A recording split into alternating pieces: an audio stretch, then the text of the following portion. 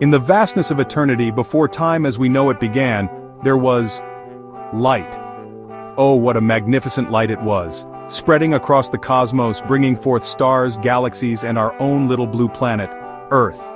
On this Earth, he crafted something truly special, life, from the tiniest organisms to the grandest creatures, each one a testament to his love.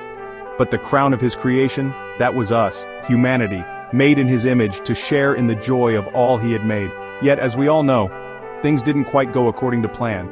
Humanity fell from grace, and suddenly, the perfect world wasn't so perfect anymore. But you see, our story was far from over. A new plan was set in motion, to restore the bond between Creator and creation. And at the heart of this plan, a young woman named Mary, who received an extraordinary message from an angel.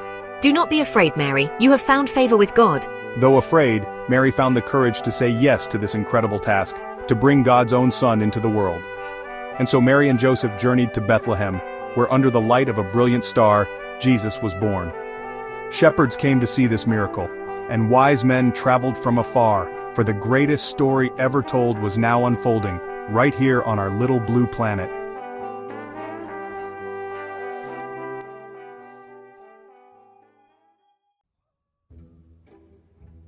Now let me tell you, our little Jesus grew up just like any other child. Well, almost like any other child.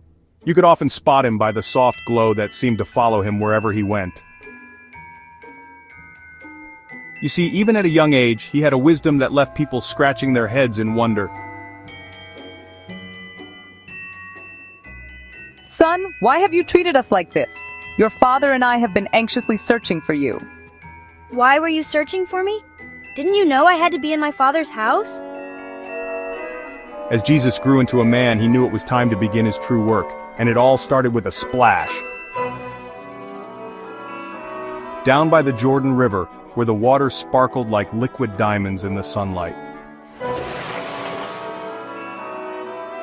Suddenly the heavens opened up, and the Spirit of God descended like a dove, leaving trails of golden light in its wake. This is my beloved Son, with whom I am well pleased. With that divine endorsement, Jesus set out to change the world, and boy did he ever. But you know what? Jesus never turned anyone away, not even the little ones. Let the little children come to me, and do not hinder them, for the kingdom of heaven belongs to such as these.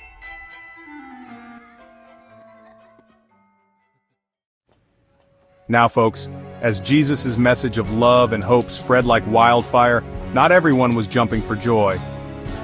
You see, some people cling to the old ways like a toddler to their favorite blanket, even when those ways aren't working so well.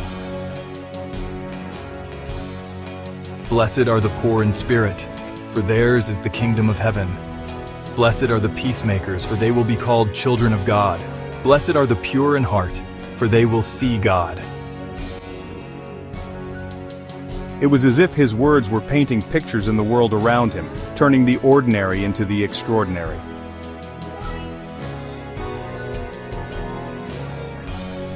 But you know, the brighter the light shines, the darker the shadows become. And those shadows, they were getting mighty dark indeed, creeping closer like sneaky cartoon villains.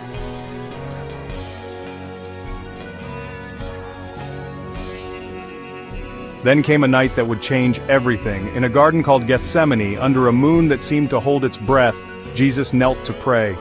Tears fell from his eyes, but these weren't ordinary tears. No, sir. Each tear glowed like a tiny star, falling to the ground and spreading light in the darkness. And so, with a heart full of love and eyes shining with determination brighter than any star in the sky, Jesus stood up. The time had come to face the shadows, and to bring light to the darkest night the world had ever known. Our hero was ready for the greatest act of love in all of history.